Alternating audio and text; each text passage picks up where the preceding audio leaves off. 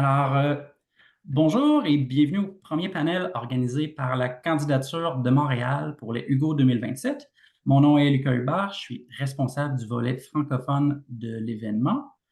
Alors, pour lancer tranquillement les festivités et promouvoir Montréal comme lieu par excellence de rencontre entre les imaginaires francophones et anglophones, cette rencontre aura pour thème les barrières, donc celles qui peuvent séparer l'imaginaire français de l'imaginaire québécois, celles qui peuvent séparer peut-être la francophonie du monde anglo-saxon. Donc, j'ai réussi à réunir, je les remercie beaucoup de leur présence. Euh, j'ai réussi à inviter les invités. Je vais vous les présenter. Alors, pour commencer, on a Sylvie Bérard, poétesse et traductrice et autrice ayant excellé dans la plupart des sous-genres de la SF, voyage dans le temps, cyberpunk, rencontres extraterrestres et pourquoi pas autofiction postmoderne. Son plus récent roman est La frugalité du temps, a été publié chez Alire l'an dernier. Et je pourrais pas nommer là, tous les prix qu'elle a reçus pour son roman Terre des autres. On a aussi avec nous Cécile Cristofari, française, chercheuse universitaire ayant travaillé sur les fandoms, le steampunk et les zombies. Pour vrai, ses écrits universitaires ont l'air presque autant intéressants que ses nouvelles. Elle a aussi publié en anglais plusieurs nouvelles, dont Down the Waterfall, qui est paru dans Clark's World en janvier. C'est une jolie histoire de science-fiction temporelle. On a aussi Mélodie Joseph, autrice québécoise d'origine martiniquaise, étoile montante de la science-fiction depuis la publication de sa saga d'Afro-Fantasy, La Semeuse de vent, parue chez VLB Imaginaire. Elle vient aussi de paraître en France chez Folio Fantasy, si l'envie vous prend de vous émerveiller devant son univers fait d'îles volantes. Et on a aussi Pascal Rowe, québécois d'origine française, auteur et traducteur et directeur littéraire chez Solaris, excusez du peu. Il est aussi gagnant du prix Boréal 2021 pour sa nouvelle La mémoire du papillon, parue dans Solaris. Et il est partiellement responsable du fait que l'imaginaire soit si vivant au Québec. Peu. Alors, je résume, on a donc deux traducteurs, deux Québécois d'origine française, une Française qui publie en anglais, une Québécoise qui enseigne en Ontario. Donc, je crois qu'on a des gens qui vont avoir des choses extrêmement intéressantes à dire sur le paysage littéraire de l'imaginaire francophone. Alors, pour commencer, je dirigerai peut-être ma première question vers Pascal. Les autres pourront réagir, bien sûr. Euh, Dans votre travail dans le milieu de l'édition, je sais que vous n'hésitez pas à publier des auteurs de l'extérieur du Canada dans Solaris, mais j'étais curieux de façon générale, à quel point est-ce que c'est aisé ou ardu pour un artiste de faire le saut entre les différents milieux de l'imaginaire québécois, anglais et français? C'est vraiment une grosse question. Comment c'est comme ça? Euh, On va y avoir des l'écu- questions plus spécifiques, mais je ouais. pense qu'il fallait faire peut-être un petit tour, commencer. Bah déjà, ce qu'il faut dire, c'est que à la revue Solaris, on reçoit beaucoup, beaucoup, beaucoup de textes d'Europe. On reçoit beaucoup de textes de France, de Suisse, de Belgique, parfois de d'autres pays francophones. C'est même, je dirais, la moitié facilement des soumissions qu'on reçoit. Donc, je ne sais pas s'il y a vraiment des barrières entre les pays. Ce qui est difficile, et là c'est vraiment quelque chose d'extrêmement technique, c'est que malheureusement les revues sont soumises à des quotas. On ne peut pas publier plus que 25% de contenu hors Canada sous peine de perdre ses subventions. C'est aussi bête que ça.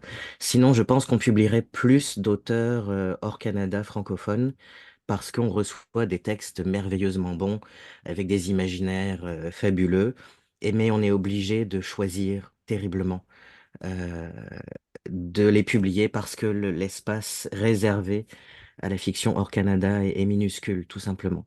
Euh, Est-ce qu'il y a une barrière de création? C'est pas tellement des barrières, c'est juste des différences.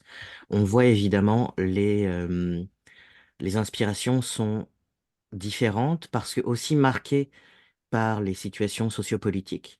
Alors c'est évident que, par exemple, si on reçoit des textes français en ce moment, ça va être très très marqué politiquement, avec raison, avec les montées de l'extrême droite en Europe. Si on reçoit des textes, euh, par par exemple, du continent africain, francophone, ça va être complètement autre chose. Moi, je n'ai pas l'impression qu'il y ait tant des barrières que des enrichissements mutuels d'imaginaire. Merci beaucoup. Ben, est-ce que c'est facile pour un artiste, disons, qui est publié au Québec, d'être publié en France ou d'être traduit en anglais, ou pour quelqu'un en France de faire un switch? Je ne sais pas les autres, là, ça a été quoi votre expérience par rapport à ça? Ben, si je peux parler, vous avez parlé de traduction. Je pense que c'est beaucoup plus difficile de traduire du français à l'anglais. Moi qui traduis, je traduis de l'anglais au français des textes des littératures de l'imaginaire. Il y a quand même, il y en a beaucoup au Canada anglais, mais l'inverse se fait somme toute très peu. Et je me l'explique mal, sinon par le fait que euh, il y a une méconnaissance. C'est pas qu'il y a des barrières volontaires, mais il y a une méconnaissance, il y a une difficulté de pénétration du français vers l'anglais. Ça, c'est difficile. Maintenant, pour ce qui est de la publication aussi dans d'autres milieux francophones, de la francophonie quand on est du Québec, c'est aussi assez difficile. Et cette fois-ci, c'est vraiment des barrières de diffusion. Alors, il y a différents cas de figure là, pour les barrières. Et Oui, moi, c'est peut-être, vrai. oh, pardon, vas-y, Mélodie. Pardon, désolée. Non, Pardon. justement, j'allais rebondir sur la question du milieu anglophone et sur le fait que, effectivement, en tout cas jusqu'à très très récemment, l'ouverture aux traductions était vraiment pas du tout énorme. Alors ça vaut la peine de noter. Peut-être que c'est en train de pas mal changer. Il y a pas mal plus de revues littéraires qui précisent explicitement que les traductions sont les bienvenues, qui vont avoir des systèmes en place pour rémunérer aussi les traducteurs, évidemment, parce que ça, c'est pas le moindre des problèmes. Donc, c'est quelque chose qui est en train de changer, mais effectivement, oui, là, pour ce qui est des traductions en général dans le milieu anglophone, c'est effectivement encore assez compliqué. Ça commence à s'ouvrir, mais ça reste quelque chose de très minoritaire et qui est vu comme vraiment une nouveauté, puis une niche, contrairement à ce qui se fait pour le coup dans des milieux d'autres langues et notamment francophones où il y a énormément de traductions qui sont publiées. Voilà, donc c'est vrai que dans ce sens-là, c'est effectivement, enfin, à titre personnel, moi, c'est pour ça que j'ai choisi d'écrire en anglais. Voilà, justement. C'est plus facile de me retrouver avec un public en écrivant directement en anglais qu'en espérant qu'un jour, peut-être, j'arriverai à pénétrer le milieu francophone et un jour à être traduite. Ça, c'était... Voilà, ça allait beaucoup plus vite d'écrire en anglais directement. Ça a été plus facile de pénétrer le milieu anglophone? Pour moi, oui, en plus, parce que en France, les milieux littéraires généralement sont assez difficiles d'accès, on va dire. C'est-à-dire que déjà, il y a énormément de choses qui se font à Paris. Alors, dans le milieu de l'imaginaire, moins, c'est beaucoup moins centralisé sur Paris, mais enfin, quand même, c'est vrai qu'on a un pays qui est extrêmement, extrêmement centralisé sur le point de vue culturel. Donc, quand on n'est pas à Paris, accéder à l'édition, c'est vraiment très, très difficile. Et puis par ailleurs, les revues sont. Il y a des revues il y a des revues historiques, voilà, qui étaient publiées dans les années 60-70. Il y a eu récemment des tentatives de les faire revivre, mais ça reste vraiment un travail de passionné. Il y a très très peu de fonds. Et donc, pour des auteurs inconnus, c'est à peu près impossible d'y accéder parce que voilà, c'est pour ça aussi qu'on peut avoir l'impression des fois que dans l'imaginaire français, en tout cas pour la France, là je parle pas je parle vraiment spécifiquement de la France, mais on peut facilement avoir l'impression qu'on revoit les mêmes noms d'une année sur l'autre pendant des années, des années, des années. C'est qu'il y a une assez grosse difficulté pour les jeunes auteurs à accéder à ce milieu qui est quand même très largement dominé par les traductions justement et par les auteurs déjà établis. Donc un jeune auteur français, voilà, c'est assez compliqué. D'où le choix d'écrire en anglais pour moi. Si je peux rebondir sur ce que Cécile vient de dire, euh, pour ce qui est effectivement de la traduction vers l'anglais, il faut aussi savoir que le marché anglophone est sursaturé. Il y a tellement, tellement, tellement de publications en anglais que j'ai l'impression aussi que le lectorat se demande pourquoi aller chercher ailleurs alors qu'on a déjà tellement de titres anglophones en version originale à lire et on n'a déjà pas le temps de lire tout ça. Puis je vais rebondir aussi sur la question des revues. Euh, L'existence des revues, c'est vraiment important pour la dynamique d'un milieu, pour son écosystème. Et malheureusement, c'est beaucoup, beaucoup de travail, ça prend des passionnés. Euh, c'est- faire rouler une revue, c'est une vocation. On fait pas ça pour devenir riche, célèbre et aller à Cannes euh, sur le tapis rouge. Euh, et malheureusement, et au Québec, c'est pareil, on est deux revues d'imaginaire. Deux revues d'imaginaire seulement spécialisées. Parfois, il y a des revues de littérature dite générale qui prennent des textes un petit peu dans les marges, parfois qui font des numéros spéciaux où, effectivement, ce sont des genres francs. Mais concrètement, au Québec, il y a quoi? Il y a Solaris et il y a Brin d'éternité qui vient de reprendre après un petit hiatus de quelques années où on a eu peur que la revue disparaisse complètement et ça aurait été une catastrophe pour l'écosystème. Donc c'est très très délicat en fait l'écosystème de la publication en revue et ensuite en maison d'édition. C'est la même chose. Je me demandais peut-être, Cécile Christofari, est-ce que la réflexion se fait la même concernant les fandoms? Est-ce que les différents fandoms français, québécois, anglophones sont plutôt des vases clos, des vases communicants? Le fandom français est pas mal un vase clos en fait. D'ailleurs, pour donner une petite anecdote, j'étais récemment à EastCon, donc la convention britannique de science-fiction, et j'ai rencontré des fans donc qui tenaient un petit peu à jour un petit catalogue de toutes les conventions auxquelles les fans pouvaient aller à droite à gauche en Europe. Et ils m'ont demandé spécifiquement, est-ce que tu peux, s'il te plaît, nous trouver des informations sur la convention française parce qu'on sait qu'elle existe mais on n'arrive pas à les joindre, on n'arrive pas à les contacter. Alors, c'est vrai que pour ça, en France aussi, c'est un milieu qui était très actif dans les années 60-70, je pense, et qui est actuellement un petit peu vieillissant, pour tout dire. Alors, il y a une relève, il y a un renouvellement, mais qui n'est pas forcément structuré pareil, c'est-à-dire que notamment pour ce qui est des conventions, enfin des congrès, enfin, bref, il y en a pas énormément, ça prend plus la forme de festivals littéraires, en fait. Donc, quelque chose de très dominé par l'édition, ce qui est très bien aussi, ça permet quand même aussi des rencontres, des renouvellements, mais le fandom français est vraiment en vase très clos, et même récemment, je lisais des articles qui parlaient un petit peu alors, du fandom, puis aussi du milieu des jeux de rôle, tout ça, et qui disaient que même il y avait qui comparait ça à un continent qui se serait fragmenté en îles. C'est-à-dire qu'on a plein de petites îles à droite à gauche, mais pour rencontrer vraiment des gens qui partagent ces centres d'intérêt, puis créer une communauté, faire vivre quelque chose au-delà de juste ah tiens, toi aussi tu lis la science-fiction, cool. En fait, c'est assez compliqué en France. Et donc, c'est un milieu qui reste assez qui est très intéressant, mais assez clos. Et d'ailleurs, moi-même, j'aurais du mal à dire si je me considérerais, si on me demandait est-ce que tu te considères comme une fan française, ben, fan oui, française oui, mais j'ai jamais été vraiment intégrée à cette communauté-là, si vous voulez. Donc, c'est pour ça que oui, j'ai l'impression que là, il y a quelque chose d'assez, de relativement clos, disons, oui. Intéressant. Je connais pas beaucoup. Est-ce que je peux intervenir? Je connais pas beaucoup le milieu français. Ce que je peux dire, par contre, je connais bien les Utopiales. Et là, on est dans un autre monde. On est vraiment dans le monde du festival de science-fiction. Et on parlait tout à l'heure d'accueil aussi de la science-fiction québécoise en France. Là, en tout cas, mon expérience m'a montré que la science-fiction y est très bien accueillie. Il y a eu des tables rondes sur la science-fiction québécoise, sur Solaris d'ailleurs. Il y a eu une table ronde il y a peut-être 7 ou 8 ans.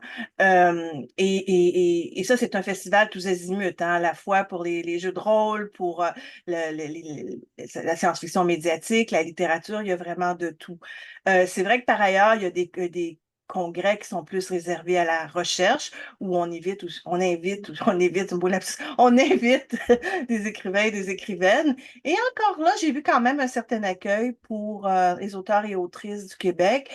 Je sais aussi qu'aux Imaginales, il y a toujours des gens du Québec. Là, maintenant, il y a Sirène aussi qui est un événement naissant. Je ne sais pas ce que ça va donner, mais il y a quand même, il y a quand même une ouverture de la part du milieu de la science-fiction pour les littératures francophones de science-fiction autres que françaises. Ça, je peux dire ça. Et c'est des beaux événements dans le cas des Utopias. Je pense, Mélodie, tu es déjà allée aussi. Non, pas aux Non, pas Utopias. Tu es encore. allée ailleurs. Toi, tu es allée directement au Festival de littérature. Oui, c'est ça, j'ai été invitée donc à un festival à l'Institut Pasteur, donc lié aux Utopias, mais pas tout à fait. Et aussi au sujet des fandoms et des vases clos, finalement, je pense aussi que en France même, il y a des vases finalement entre les différentes populations parce que par exemple aux Antilles, les fans d'imaginaire, de science-fiction, fantasy sont aussi un petit peu isolés. Ayant grandi à Saint-Martin, je suis née en Martinique, j'ai toujours beaucoup lu de la fantasy, de la science-fiction, mais je me suis jamais sentie comme faisant part d'un fandom science-fiction, fantasy français. Donc, j'ai toujours eu cette sensation d'être un petit peu isolée par rapport au reste, finalement, des Français en lien avec la littérature de l'imaginaire.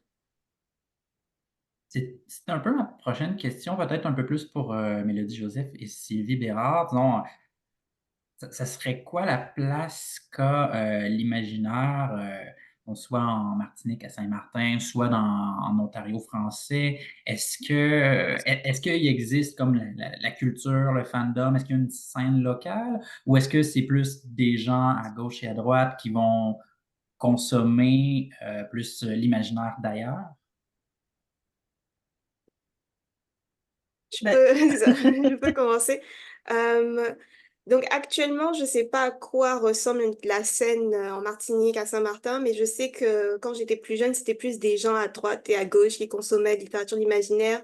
Donc c'était plus comme ça que ça fonctionnait. Je sais que maintenant, il y a de plus en plus d'auteurs d'imaginaire aux Antilles qui font la promotion de l'imaginaire, littérature imaginaire, qui écrivent aussi dans la littérature de l'imaginaire. Mais ça arrive petit à petit. Pendant très longtemps, je dirais qu'il n'y avait pas beaucoup d'auteurs aux Antilles qui se considéraient comme des auteurs d'imaginaire. Mais il faut dire aussi que dans la Caraïbe, en général, il y a une approche différente de l'imaginaire. Donc, c'est plus une vision, c'est une vision culturelle. Donc, comme parlait Pascal tout à l'heure, la vision, l'imaginaire et la manière dont c'est représenté dans les récits. Il y a toujours eu un petit peu d'imaginaire dans les littératures caribéennes, mais ça a toujours été présenté d'une manière différente, plus comme du réalisme magique, même si c'est pas vraiment le terme que beaucoup d'auteurs apprécient, mais c'est plus comme l'imaginaire fait partie du quotidien, parce que tout ce qui est magie, imaginaire fait aussi partie de la culture antillaise, de beaucoup de cultures antillaises, donc ça fait partie du quotidien des gens. Donc ça s'est beaucoup reflété dans la littérature des Antilles. Donc c'est seulement récemment, j'ai l'impression qu'il y a de plus en plus d'auteurs qui se définissent comme auteurs de science-fiction, auteurs de fantasy venant des Antilles. Et c'est ça, il n'y avait pas, quand j'étais plus jeune, de vraiment communauté antillaise de littérature imaginaire, mais je pense que ça a évolué depuis et qu'il est possible qu'il y ait eu des changements depuis à ce sujet. Du côté de l'Ontario, bon, évidemment, on parle de la littérature franco-ontarienne déjà comme littérature de l'exiguïté. Déjà, c'est une littérature qui est coincée dans un bassin anglophone. Alors, quand on arrive dans les littératures de genre, on arrive dans l'exiguïté dans l'exiguïté, hein. Donc, c'est plus... Évidemment, quand il y a des événements de science-fiction en Ontario, c'est toujours en anglais. Ça se passe toujours en anglais. Et les auteurs et autrices ne sont pas nécessairement invités parce qu'on ne les connaît pas. Mais par contre, il y a des auteurs et autrices, outre moi, qui suis tantôt une franco-ontarienne d'origine québécoise, tantôt une québécoise qui vit en Ontario. Je porte les deux chapeaux, ça va. Mais il y a aussi, ben, il y en a quand même, bon, il y a Jean-Louis Trudel, dont on oublie qu'il est franco-ontarien d'origine.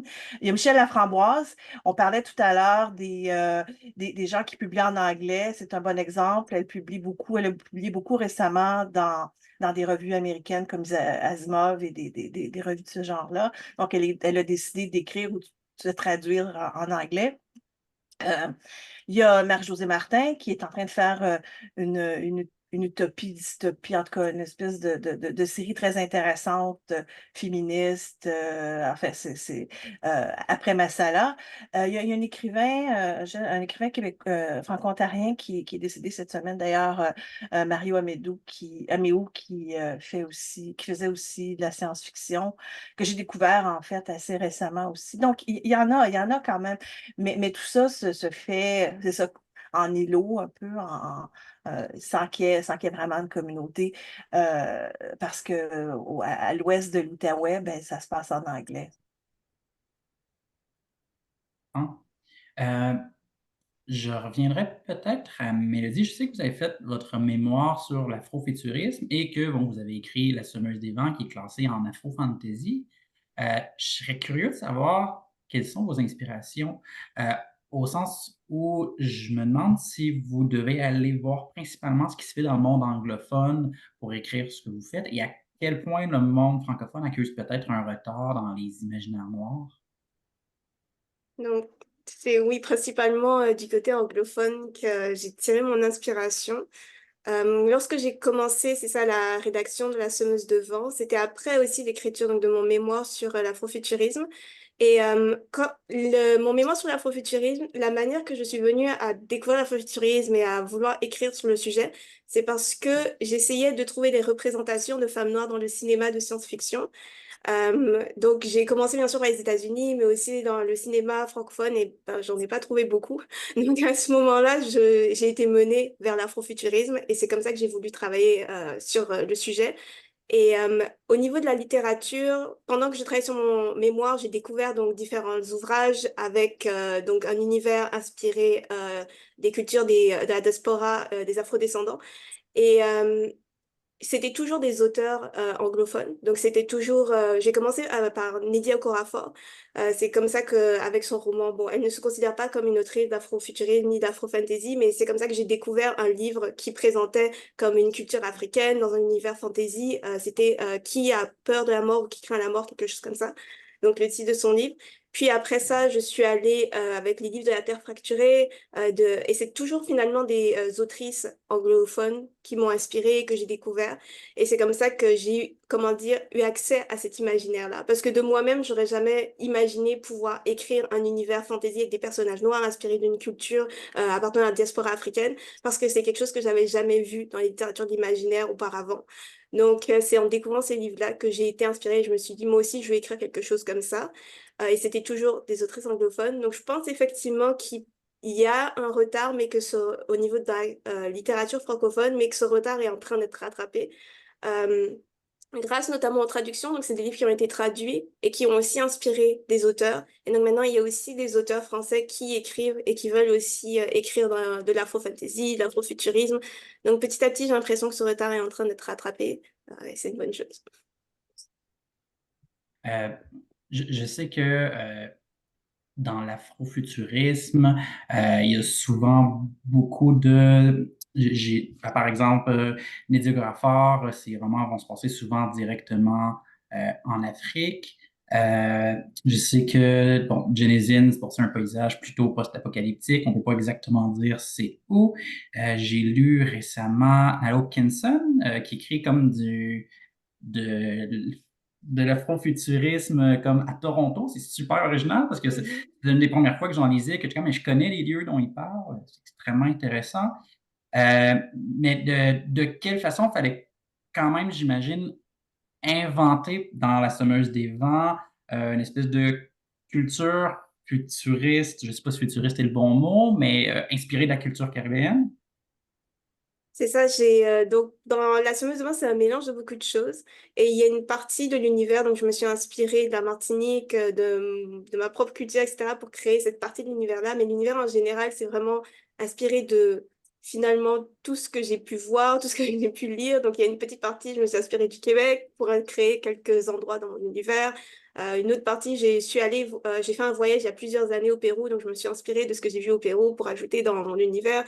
Donc, c'est vraiment un mélange de beaucoup de choses. Et c'est beaucoup le fait que tous les personnages, la majorité des personnages de la série sont noirs. Ça, c'est quelque chose que, de moi-même, je dirais, sans avoir fait mon mémoire sur Afrofuturisme, sans avoir lu ces autrices noirs qui créaient leurs propres univers, inspirés de leur propre culture, je n'aurais jamais voulu, moi-même, j'aurais jamais écrit ça. C'est ça, c'est quelque chose que je sais parce que pendant des années, j'arrivais pas à imaginer ni à concevoir une histoire dans les littératures d'imaginaire avec des héros noirs. C'est quelque chose que j'arrivais pas à visualiser.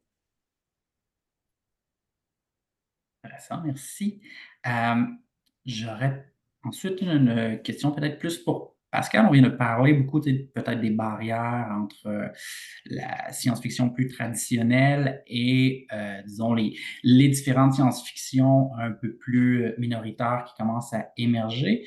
Euh, Je sais que concernant l'imaginaire queer, j'ai l'impression qu'au Québec, c'est quand même très bien représenté. J'ai l'impression, en bonne partie, grâce à votre travail de directeur littéraire. Euh, je ne sais pas, est-ce que ça a été un effort de convaincre peut-être les éditeurs de publier un peu plus d'imaginaire queer? Et je ne sais pas, peut-être Cécile, Christophe Harry, tu voudras en rajouter sur c'est quoi un peu l'état de l'imaginaire queer aussi en France? Question pour vous deux. Euh, Jamais je dirais que l'imaginaire queer est fort au Québec grâce à moi parce qu'il existe de toute façon. Et Facilement. il existait avant moi. Je veux dire, de l'imaginaire queer, la science-fiction queer, on en a au Québec depuis longtemps. Je veux dire, on a Sylvie qui en écrit et qui en écrit vraiment de merveilleux univers queer sans effort. On a Daniel Cernine qui écrit de l'imaginaire queer depuis aussi longtemps qu'il publie. Euh, j'ai simplement l'impression que le grand public est en train juste de s'apercevoir que ça existe. C'est juste ça. Euh, Parce que, en fait, ils sont en train de s'apercevoir que les personnes queer existent, peut-être plus globalement.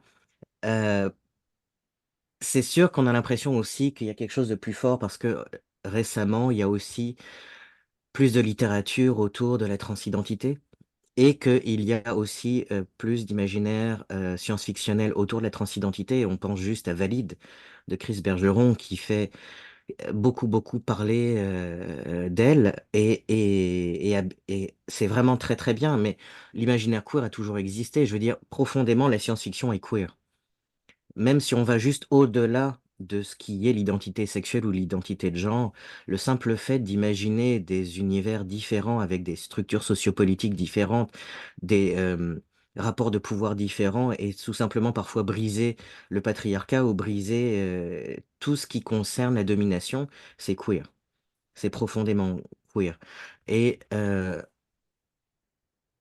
pour ce qui est de Solaris, par exemple, euh, Solaris n'a pas une ligne éditoriale qui dit voici ce qu'on voudrait publier, on va publier ça. La revue Solaris publie ce qui existe. On représente ce qui se fait en imaginaire, et spécifiquement au Québec, mais évidemment, quand on peut ailleurs, on traduit un petit peu d'anglophone, que ce soit du Canada ou d'ailleurs, et on publie aussi un petit peu d'européens, ou disons de personnes francophones hors Canada. Mais notre rôle, c'est pas d'orienter ce qui va se publier. Notre rôle, c'est de représenter ce qui se fait.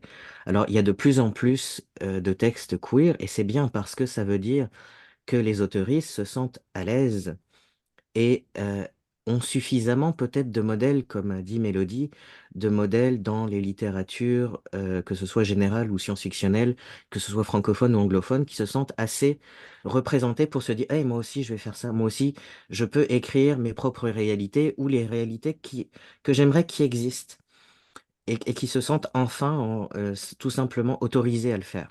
J'ai l'impression que c'est plutôt ça. On est dans une vague où il y a suffisamment de représentation au niveau littérature, au niveau cinéma, au niveau séries télévisées, pour que les autoristes de toute orientation, de toute identité, se disent enfin, oh, je peux faire ça.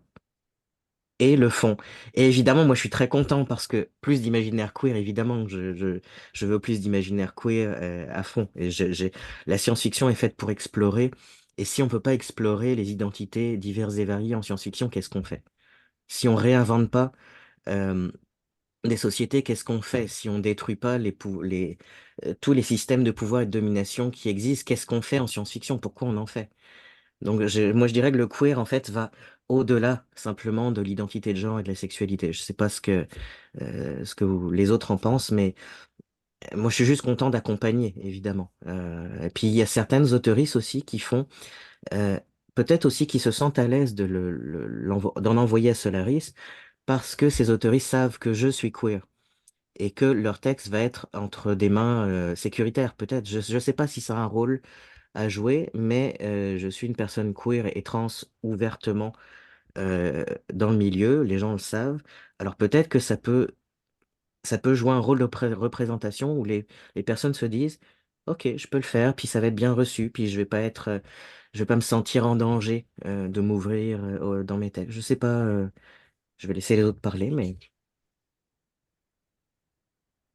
Ben, il y a une règle Oui, juste aussi, pour hein. l'anecdote, pour le... Oh, pardon. Pardon, on a commencé à parler en même temps, désolé. Non, non, mais allez-y, allez-y. Non, j'allais juste dire, quand on ouvre la porte, les gens viennent aussi. Quand on voit quand on a des exemples, c'est vrai aussi, par exemple, on n'a pas parlé beaucoup de la science-fiction autochtone, les littératures d'imaginaire autochtones, qui ont eu peut-être un certain retard en français au Québec. Il y en avait plus dans les années 2010, disons, du côté anglophone au Canada. Mais à un moment donné, il s'y met à y avoir des exemples aussi. Et je pense que c'est important. Ben, les éditions à lire aussi, en publiant des traductions, par exemple, de l'anglais au français, j'ai traduit aussi Druiden Taylor avec Suzanne Grenier et je me disais, ah, ça va donner l'exemple. Je dis pas que c'est ça que je me sens aucune responsabilité dans ce qui s'est publié par la suite, mais c'est vrai que maintenant, il y a plus d'auteurs, autrices autochtones qui publient, bon, qui n'avaient pas nécessairement commencé en science-fiction, comme Lucas Picard-Sioui qui faisait plutôt de la poésie, Natacha Canapé-Fontaine qui faisait plutôt de la poésie, qui maintenant s'engage dans les littératures d'imaginaire. Bon, J.D. Kurness, elle était là aussi dès le départ en littérature d'imaginaire. Mais donc, quand on sent un accueil, ben, on y va plus, hein. Les gens y vont plus et ça revient à ce que Pascal disait. En sentant que les textes vont peut-être être bien accueillis, ben, les gens ont envie de les envoyer aussi.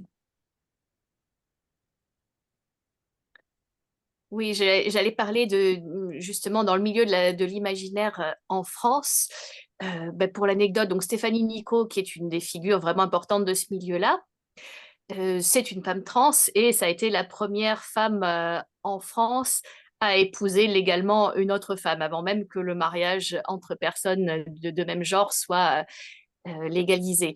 Donc pour dire que c'est quand même quelque chose qui est aussi tout à fait central, une question qui est centrale en France aussi, et même si à l'heure actuelle, pour ce qui est de la question des personnes queer en général, et bien évidemment, en France, on est en train de vivre, ben, comme vous le savez certainement, une période politiquement vraiment compliquée, avec un virage à droite et à l'extrême droite, des discours politiques, médiatiques, etc.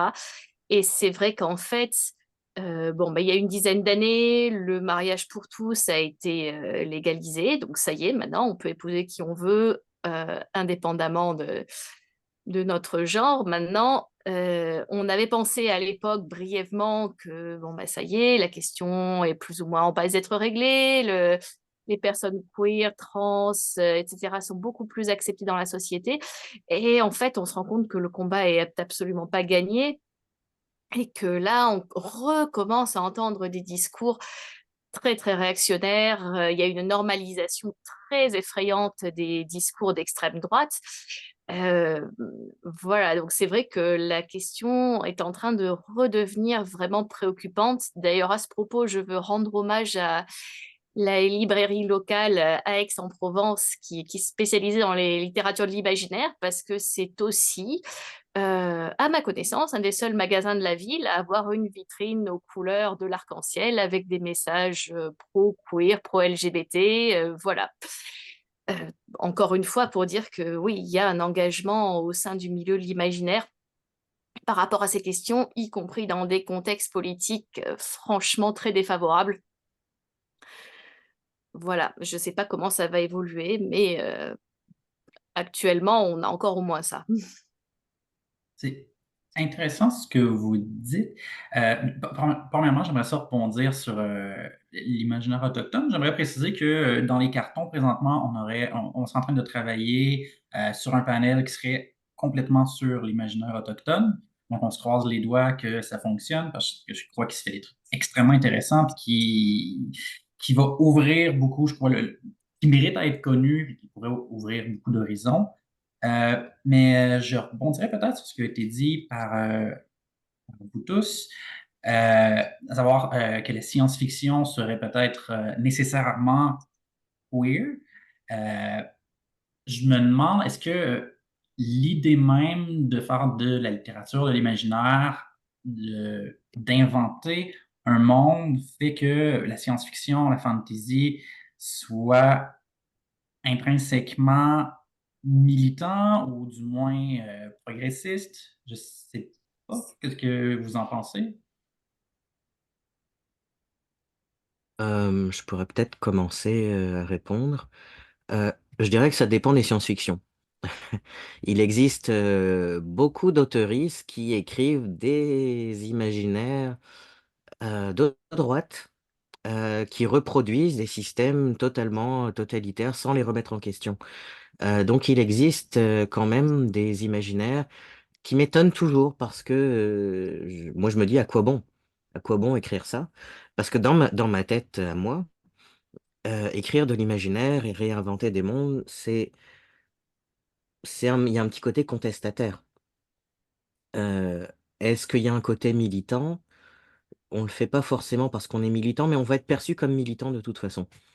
Comme quand on écrit des personnages queer parce que simplement c'est notre réalité ou parce qu'on a envie que le monde, disons que l'identité queer soit normalisée, même si j'aime pas le mot normalisé, mais disons dans la société dans laquelle on vit, c'est le terme à utiliser. Moi, par exemple, si j'écris de l'imaginaire queer, bah, c'est parce que pour moi c'est normal, c'est comme ça. Euh, Est-ce que je vais être vu comme un écrivain militant? Probablement. À partir du moment où je vais déranger quelques personnes, ça va être perçu comme militant. Est-ce que ça me dérange? Non. Parce que de toute façon, je sais pas, je sais pas si c'est militant, mais j'ai l'impression qu'on vit de toute façon dans une période très, très, très politisée où quoi qu'on fasse, on prend position. Alors, tant qu'à prendre position, moi, je préfère prendre position du côté de l'égalité, du côté de la justice, du côté, je sais pas, moi, du côté de la non-domination, du non-pouvoir, du non-patriarcat, etc., etc. Je veux dire, c'est juste normal pour moi. Je vois pas comment je pourrais écrire autre chose que ça. Oui, mais il y a un gag qui revient souvent, c'est qu'il existe deux types de personnages en fiction. Il y a les hommes blancs cis hétéros et les personnages politiques. Voilà. Ben, c'est un peu pareil pour moi, en fait. J'écris de la littérature queer, j'écris de la science-fiction queer depuis que j'écris de la science-fiction, forcément, parce que ça me semblait pas possible d'écrire autrement avec des personnages qui avaient une autre vision, puis aussi en essayant de brasser les systèmes, en essayant de brasser les identités, ben forcément, ça m'amenait directement au brassage d'identité de genre, d'identité sexuelle, d'identité d'orientation et tout ça. Euh, pour avoir commencé à travailler pour ma thèse de doctorat sur la science-fiction dans les années 90, je peux vous dire par contre que j'ai pas toujours eu cette vision positive de la science-fiction comme milieu queer, milieu féministe aussi. J'avais justement arrêté de lire de la science-fiction à un certain moment avant de retrouver la science-fiction plus du côté des femmes dans les années 90 parce qu'elle n'était pas disponible. J'achetais mes livres en traduction, de la littérature essentiellement américaine ou un peu britannique, un peu parfois française aussi, mais ce qu'on me donnait à lire à la librairie, c'était pas les textes les plus queer ou les plus féministes, ils n'étaient pas traduits. Et je pense par exemple, là, pour parler de la science-fiction américaine brièvement, mais par exemple un livre comme The Female Man, qui a été traduit comme l'autre moitié de l'homme à l'origine et qui vient d'être d'ailleurs réédité avec une version qui insiste beaucoup plus sur les aspects féministes du texte. Ben, j'avais cette impression-là que la science-fiction, oui, on allait inventer des grands mondes, des mondes complètement différents du nôtre, mais en reproduisant constamment les modèles patriarcaux ou de famille nucléaire, bon, et tout ça. Et c'est après que je l'ai découvert et c'est après que je me suis dit, ah ben, OK, moi, je vais faire ma thèse de doctorat sur la science-fiction des femmes. Puis ensuite, ben, c'est là que j'ai vraiment eu envie de l'écrire parce que je me suis dit, ah, je peux aller beaucoup plus loin que dans les littératures. Est-ce que ça existe des littératures qui ne sont pas de l'imaginaire, au fait? Mais en fait, dans des littératures qui ne sont pas immédiatement de la science-fiction, je peux aller beaucoup plus loin et je peux établir d'emblée qu'on est dans un milieu, dans un monde queer, que non, les identités ne sont pas celles auxquelles on s'attend et c'est très bien parce que c'est ça la science-fiction. Euh, Tu me lances un peu sur ma prochaine question, Sylvie Bérard. Une autre barrière qui est abordée dans votre œuvre, notamment dans une sorte de nitescence langoureuse, est celle justement des barrières entre les littératures de l'imaginaire et, disons, les littératures peut-être générales. Je me demande, est-ce que c'est une frontière qu'il faut chercher à abattre à tout prix ou est-ce que c'est une frontière qui a quand même son utilité? Oui, je me suis amusée dans ce livre-là, effectivement, à- à faire évoluer deux personnages, une autrice de science-fiction qui est complètement obsédée par le succès littéraire de celle qu'elle appelle l'écrivaine respectable. Et, euh, et donc, on les suit, puis je m'amuse à parler du milieu. Est-ce que c'est des barrières qu'on doit abattre? Ben, je sais pas parce que on peut dire, ah oui, on peut mêler les genres et tout ça, mais reste que généralement, quand on mêle les genres, ce ne sont pas les littératures de l'imaginaire qui en ressortent. C'est plutôt le discours dominant, encore une fois, du canon littéraire qui dit, ah oui, mais c'est de la grande littérature qui mêle certains éléments de science-fiction, certains éléments d'imaginaire. Très, très vite, on extirpe ces textes-là des littératures de l'imaginaire pour dire non, non, mais ça, c'est bon. Alors, mais par contre, je sais aussi que tous les genres, à un certain moment, sont nés d'une certaine hybridation, sont nés d'une certaine sortie d'un genre pour en créer un autre. Bon, vous voyez, je dis j'en crée un autre, donc un autre genre s'est créé aussi. Je pense que c'est humain de créer des catégories aussi. Alors, mais je pense que là où il faut briser les barrières, c'est dans les jugements de valeur sur les genres, c'est dans le manque d'ouverture sur les genres, c'est dans le fait de dire c'est très bon, même si c'est de la science-fiction. Vous savez, on entend parfois ça. C'est là qu'il faut briser les barrières. Il faut briser les barrières des médias par rapport à la science-fiction. Il faut décloisonner ça. C'est sûr qu'il y aura tout le temps des gens qui vont préférer lire tel ou tel genre, et c'est très bien, je veux dire, il y en a qui préfèrent lire les polars, il y en a qui préfèrent lire la science-fiction ou les romans politiques, et ça va tout ça. Mais c'est quand on crée une hiérarchie entre les genres que là, je pense faut faire un travail quand même là, de sensibilisation, je ne sais pas comment l'appeler, mais vraiment montrer, regardez, allez les lire, les textes. Et puis, si vous ne les aimez pas, ne vous servez pas cet argument-là pour dire que ce n'est pas bon, c'est juste parce que ce n'est pas pour vous, par exemple. Ça me fait penser à quelque chose c'est juste une anecdote, mais j'étais libraire de nombreuses années dans le passé, et j'avais souvent des adolescents qui venaient avec leurs parents, puis qui voulaient lire, mais les parents voulaient leur faire lire de la grande littérature. Donc, pas de bande dessinée, pas de ci, pas de ça, surtout pas de science-fiction, parce que c'était le niveau zéro de la littérature. Et donc, ça m'amusait beaucoup, en fait, de leur vendre de la science-fiction publiée dans des collections de littérature générale, donc qui était publié chez Pocket, qui était publié chez Folio, sans mention de, c'était pas Folio SF, c'était pas Pocket Horror ni Pocket Terror, et donc ça me faisait beaucoup rire de voir des adolescents qui avaient compris ce que j'étais en train de faire, que je leur vendais de l'imaginaire, mais que les parents s'en rendaient pas compte. Fait que c'était juste, je trouvais ça très drôle de faire ça. Intéressant la comparaison avec les BD aussi qui ont souvent aussi le même aspect un peu péjoratif. C'est une chose qui m'avait amusé quand j'avais lu un des essais de Ursula Le Guin dans lequel elle disait bon, s'il y a bien quelqu'un qui s'est battu pour dire non, les littératures de l'imaginaire sont aussi bonnes et sinon même mieux que les littératures de l'imaginaire, les barrières entre les deux n'ont aucun sens. Mais je suis quand même tombé sur un essai de elle qui dit ah non, mais les BD, par contre, là, ça, c'est pas de l'art. Ça, essayez pas, ça n'existe pas. J'étais un peu bouleversé en lisant ça. Et j'ai su par après que Neil Gaiman avait lu cet essai-là de Ursula Le Guin, puis c'est une des raisons qui l'avait poussé à faire Sandman pour lui prouver qu'elle avait tort. Il existe des barrières à l'intérieur des barrières. On a beau faire partie d'une catégorie assez, comment dire, réduite d'une certaine littérature, on va toujours trouver une littérature qu'on va dire, ah non, non, mais ça, c'en est pas. On peut pas, comme dit Sylvie, on peut pas s'empêcher de faire des petites cases, puis des catégories. On a des zones aveugles, quoi qu'il arrive. Mais pour revenir à la question des frontières, moi je pense que les frontières sont très très poreuses. Euh, et il y a quand même, je le remarque au Québec en tout cas, de plus en plus de collections, de maisons d'édition de littérature générale qui font des collections pour de l'imaginaire dans les marges, donc de la littérature générale qui commence à s'ouvrir de plus en plus, puis qui commence à traverser cette espèce de frontière un peu poreuse et de plus en plus d'auteuristes d'ailleurs qui publient dans des maisons d'édition qui ont carrément pas de collection d'imaginaire, mais qui se réclament de l'imaginaire. Je pense par exemple à Dominique Scali avec son roman À la peuplade, Les marins ne savent pas nager, qui est de l'imaginaire et elle se réclame de l'imaginaire franchement. Et on était, oh, enfin, des autoristes considérés comme des autoristes de littérature générale qui disent non, non, mais moi je fais de la science-fiction, non, non, mais moi je fais de la fantasy.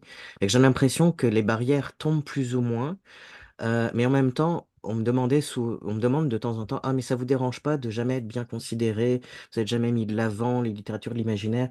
Mais en fait, moi je vais dire quelque chose que je pense profondément, je ne sais pas ce que le reste du monde en pense, mais pendant qu'on ne nous regarde pas et que le monde se fiche éperdument de ce qu'on fait, on fait ce qu'on veut. Et en fait, on peut expérimenter et aller beaucoup plus loin que n'importe quelle littérature parce que le grand public ne nous regarde pas. Et donc, on peut vraiment faire ce qu'on veut. Et finalement, d'un seul coup, ils se rendent compte, ah, ça fait 20 ans que vous faites ça. Oui, et on est allé jusque-là. Pouvez-vous faire la même chose? Il y a aussi ce côté très positif de on ne nous regarde pas. Fine. C'est peut-être une déception parfois avec les auteurs un peu plus généralistes qui vont s'essayer à faire un roman de science-fiction ou d'imaginaire et qui, malgré toutes les bonnes volontés, ont peut-être pas réalisé tout ce qui s'est fait euh, dans l'imaginaire pendant qu'ils regardaient pas. Mais je me demandais, est-ce qu'il y a aussi ce type de barrière et de hiérarchie à l'intérieur de l'imaginaire entre les différents sous-genres de l'imaginaire? Quand je faisais les présentations tout à l'heure, Mélodie Joseph, j'ai dit étoile montante de la science-fiction. Puis au moment même où j'ai dit ça, dans ma tête, j'ai une petite alerte qui me dit ouais, mais techniquement, c'est pas de la science-fiction, c'est de l'afro-fantasy. Puis là, est-ce que je viens de l'insulter accidentellement? Je ne sais pas. Est-ce qu'il y aurait peut-être ces barrières-là aussi à l'intérieur de l'imaginaire auxquelles on devrait s'attarder? Des barrières. Moi, la question me fait tout de suite penser au débat entre la fantaisie et la romantaisie qui est en train de prendre. J'en entends beaucoup parler ces derniers temps, où la romantaisie et la fantaisie, c'est pas la même chose, la fantaisie serait meilleure ou quelque chose comme ça, ou le contraire. Donc, je pense effectivement qu'il y a une hiérarchie à l'intérieur des genres, mais comme Sylvie disait aussi, on a tendance à créer toutes sortes de petites catégories, à vouloir créer de la hiérarchie dans ces catégories, mais je suis pas certaine que ces barrières existent vraiment. Comme il y a des barrières, mais c'est ça, elles sont poreuses, comme Pascal disait. Comme je disais aussi, plutôt au niveau aux Antilles et la vision de l'imaginaire, que l'imaginaire fait partie de la réalité. Il n'y a pas de différence vraiment dans beaucoup. C'est là qu'est venue la catégorie réalisme magique pour décrire ce genre de littérature où la magie fait partie de la réalité. Mais comment dire, c'est juste une vision du monde, une vision de la littérature qui change. Donc c'est pour ça que je pense pas qu'il y ait réellement de barrières. C'est nous qui créons ces barrières, qui créons ces hiérarchies juste pour créer les hiérarchies et les boîtes, c'est des petites boîtes pour tout ranger, c'est la nature humaine. Euh, donc, voilà. Moi, j'ai l'impression en fait que les petites catégories, les petites boîtes sont simplement utiles pour que le lectorat sache vers où se tourner. Euh, j'ai lu tel roman, il est classé en fantasy, je vais chercher d'autres romans en fantasy en me disant ça va peut-être correspondre. J'ai l'impression que c'est vraiment juste ça parce que parfois il y a effectivement des romans qui sont mal classés. Et ayant été libraire de nombreuses années, je l'ai souvent vu, et puis des romans qui sont impossibles à classer. On pourrait les mettre en policier, on pourrait les mettre en fantasy. Il y a un mélange hybride avec de la science-fiction. Ah oui, mais il y a aussi de la poésie dedans. Qu'est-ce qu'on fait? Tout le monde s'attaque la tête contre les murs. Les libraires sont comme, bon, le mal mettre en polar. Mais c'est peut-être pas finalement complètement du polar. Mais c'est juste ça. C'est aussi pour le lectorat qui veut pas être déçu. Je veux dire, s'acheter des livres, ça coûte cher. Puis les gens veulent savoir vers où se tourner. Alors maintenant, il y a peut-être effectivement, comme dit Mélodie, une hiérarchie Et par exemple, les lecteurs de science-fiction vont peut-être dire, ah bah non, moi l'horreur, j'aime pas ça, parce que c'est ci, parce que c'est ça. Puis les lecteurs d'horreur vont dire, ah mais moi, je veux pas lire de fantasy parce que ci, parce que ça. Le débat est sans fin, et de toute façon, même à l'intérieur des communautés d'imaginaire, on n'est même pas d'accord sur les définitions. Fait que, partant de là, on peut vaguement se dire, bon, moi, je fais de la fantasy à la machin, je fais de la science-fiction qui ressemble un petit peu ou qui est dans la veine de ce que fait truc. Puis, puis des fois, on écrit un texte, on se dit, ah, c'est de la science-fiction, puis tout le monde le lit comme de la fantasy. Ok, so what? Alors, Oui, je Pascal, pense qu'il y a aussi quelque chose qui est utile dans les catégories, c'est de diriger la lecture aussi. Je ne sais pas ce que vous en pensez, mais c'est vrai qu'on n'aborde pas un texte de science-fiction, de fantasy, de littérature générale. C'est des textes, des choses qu'on n'aborde pas forcément de la même façon. Et c'est quelque chose avec lequel j'ai l'impression que les écrivains jouent eux-mêmes. C'est-à-dire que s'ils savent que leur texte va être lu comme de la science-fiction, ils vont pas forcément aborder le texte de la même manière. Par exemple, un exemple tout bête, mais c'est vrai que quand on lit l'imaginaire, on va s'attendre à ce que s'il y a une mention de quelque chose d'un petit peu étrange en première page, on va s'attendre à ce que vraiment il y ait un événement qui dévie complètement du réel, qui soit complètement différent de notre monde. Alors que si on lit le texte comme la littérature générale, on va se dire, bon, bah, ça c'est une métaphore, je ne vais pas spécialement chercher à me poser la question. Voilà, donc j'ai l'impression que c'est aussi assez central dans l'imaginaire, cette idée de questionnement et cette idée d'entrer dans un nouveau monde. Je sais que j'entre dans un nouveau monde, donc là, maintenant, je vais commencer à le déchiffrer. Et justement, à mon avis, c'est là qu'il y a le plus gros potentiel de l'imaginaire, de la science-fiction, de la fantasy. C'est-à-dire que c'est cette idée, bah, pour revenir un petit peu à ce qu'on disait aussi plus tôt, on parlait de est-ce que ça serait un genre qui serait progressiste par définition? Alors, moi, je dirais peut-être pas forcément, ou en tout cas, on a beaucoup de preuves du contraire, hein, parce que des auteurs de science-fiction, de fantasy de droite, on en a quand même un nombre assez colossal. Mais en tout cas, je dirais que le potentiel, le fait de signaler, là, on est dans l'imaginaire, là, je vais créer un univers qui ne ressemble pas au vôtre. Donc là, maintenant, je vais vous demander, à vous, lecteurs, de vous adapter à ce que moi, je suis en train de faire. Vous ne savez pas où je vous emmène, et vous allez devoir le comprendre petit à petit. Vous allez devoir faire ce travail. Et je pense que c'est là qu'il y a quelque chose de vraiment très intéressant. Moi, c'est vrai qu'un des thèmes qui m'intéresse beaucoup, enfin, une des questions qui m'intéresse beaucoup, c'est le fait que certains auteurs, quand ils créent un monde qui va être complètement différent du nôtre, mais cette différence, on va la sentir vraiment à tous les niveaux, à des niveaux profonds dans la manière dont ils vont représenter une culture, des valeurs différentes, des façons de penser différentes, des façons que ce soit au niveau par exemple, de compter le temps, de ce qu'on considère comme bien ou mal, de ce qu'on considère comme vrai ou faux, etc. Par rapport à d'autres auteurs, et c'est là aussi, à mon avis, que des fois on a des textes qui sont quand même beaucoup moins subversifs qu'ils en ont l'air. Moi, j'appelle ça un petit peu la vision du touriste, c'est-à-dire comment je fais pour construire un monde, ben, j'en ai aucune idée. Donc, je vais introduire quelques petits éléments qui correspondent plus ou moins à ce qu'un touriste apprendrait d'un pays en y passant 3 jours. Bon, ben, comment les gens sont habillés, qu'est-ce qu'ils mangent, 2, 3 petites règles de politesse, d'étiquette qui font un petit peu exotique, peut-être 2, 3 mots inventés, mais sans aucune cohérence. Et puis pour le reste, c'est exactement la même société que la nôtre, la même vision de la culture, la même vision de la science, de l'histoire, etc. Mais je crois que de plus en plus aussi, il y a une prise de conscience au sein des milieux d'auteurs de science-fiction et de fantasy du fait que justement la construction du monde, ça peut aller très très loin et ça peut inviter une réflexion qui est vraiment extrêmement poussée. Et c'est vrai que pour moi, c'est un petit peu l'intérêt de dire, là, vous êtes en train de lire de la fantasy.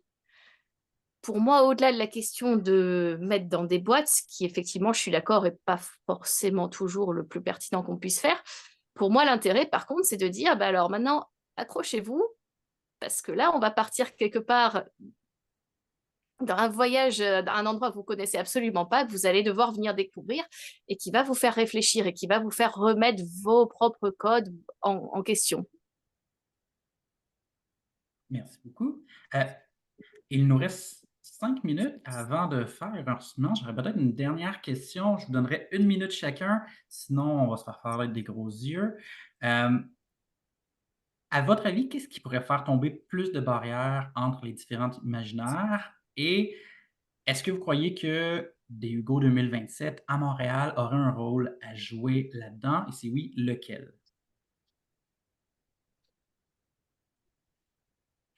Ouais, moi, je pense Une qu'il nouvelle faudrait que de question toute facile. façon, les gens lisent plus de traductions de façon générale et plus de textes de tous les pays, de toutes les cultures. Je crois que c'est extrêmement formateur pour l'approche qu'on peut avoir de la littérature, de la fiction, que ce soit dans l'imaginaire ou ailleurs. Donc, je crois que le fait d'encourager à lire des traductions et dire là, c'est une culture que vous connaissez pas forcément, mais c'est correct, je crois que c'est quelque chose d'extrêmement puissant. Oui, mais puisque ce qui semble ressortir, entre autres, c'est l'ouverture, c'est le fait de s'ouvrir aux idées qui nous viennent en tant qu'auteur et autrice et aussi en tant que lecteur et lectrice. Ben oui, effectivement, s'ouvrir aux autres langues, dans ce cas-ci, le français, s'ouvrir aussi peut-être à une autre façon d'aborder l'imaginaire. Chaque culture a sa façon d'aborder l'imaginaire. Mélodie Joseph parlait du réalisme magique, par exemple. Il y a peut-être d'autres façons aussi dans la littérature française d'aborder le futur. Je sais que dans la littérature québécoise, franco-canadienne, il y a une autre façon d'aborder le colonialisme aussi. Alors, tout ça, ça fait partie de l'ouverture qu'on peut avoir au monde avec AUX, MON, DES. Et on devrait normalement avoir cette ouverture-là parce que tous et toutes, on aime les littératures d'imaginaire. C'est la raison pour laquelle on est là. Je pense que j'irais dans le sens de Sylvie et Cécile, effectivement. Je pense qu'il faut s'ouvrir au monde, il faut s'ouvrir à toutes sortes d'imaginaires. Je pense qu'il faut lire de tout, pas uniquement de l'imaginaire, mais je pense que même il faut lire de la poésie, il faut lire de toutes sortes, il faut lire des essais, il faut lire de la bande dessinée pour s'imprégner de tout ce qui se fait. Je crois qu'il est important aussi de regarder ses propres biais et de s'intéresser à des sujets qui nous dérangent. Comme au Canada, je sais que beaucoup de gens ont de la difficulté à voir les autochtones autrement que par les biais racistes et l'espèce de colonialisme. Je pense il faut aller lire ce que les gens concernés en disent, en font. Il faut lire de l'histoire aussi, il faut vraiment s'intéresser à l'histoire. Et je pense que ça va permettre euh, aux gens de mieux s'ouvrir à ce qui se fait. Et est-ce que ça peut avoir un impact sur le Hugo? Probablement, parce que avec une attitude d'ouverture, qu'est-ce qui peut se passer? Tout. Plus ouais, tout ce qui a été dit aussi, je pense aussi que s'ouvrir à la diversité dans notre littérature, c'est très important. Et l'importance aussi, je pense, par rapport au Hugo, à Montréal, ça permettrait de mettre en valeur la littérature québécoise, la littérature imaginaire québécoise qui sont pas, selon moi, suffisamment mis en valeur, pas assez. Donc, ce serait une belle opportunité pour ça. Merci beaucoup. Alors, j'aimerais, avant de quitter, remercier chaleureusement les invités. Je vais les présenter. Alors, on avait Sylvie Bérard, dont vous pouvez trouver le dernier livre, La frugalité du temps chez Alire. C'est une histoire plutôt complexe de voyage dans le temps qui est aussi très bonne. Alors, on a Cécile Crétofari, dont la plus récente publication, Down the Waterfall, est parue dans le Clark's World de janvier, disponible en ligne.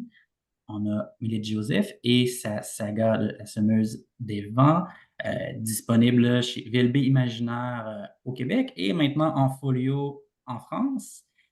Euh, Ensuite, on a Page Calreau qui publie toujours le Solaris, qui fait un excellent travail de directeur littéraire. On peut aussi trouver certains de ses textes, parfois dans Solaris, parfois dans Brin d'éternité, aussi travailler dans, dans différents recueils. Vous trouvez ses textes. J'aimerais aussi remercier Jenny Shea du Comité de la candidature de Montréal pour le Hugo 2027. Grâce à elle qu'on a pu faire là, ce panel. J'aimerais aussi remercier Mathieu Lauzon-Dixot de la librairie Saga pour ses précieux conseils et son aide. Et finalement, je remercierai les bénévoles qui ont rendu le panel possible pour leur aide et Dragon Elvish qui aidera à sous-titrer et traduire ce panel. Et peut-être Cécile Christopari nous donnera un coup de main aussi. Elle s'est offerte tout à l'heure. Donc, je remercie tout le monde. Je souhaite une bonne journée. Merci à toi. Merci Merci, beaucoup. bonne journée. Merci. Au revoir. Merci. Au revoir. Bonne journée. Bonjour.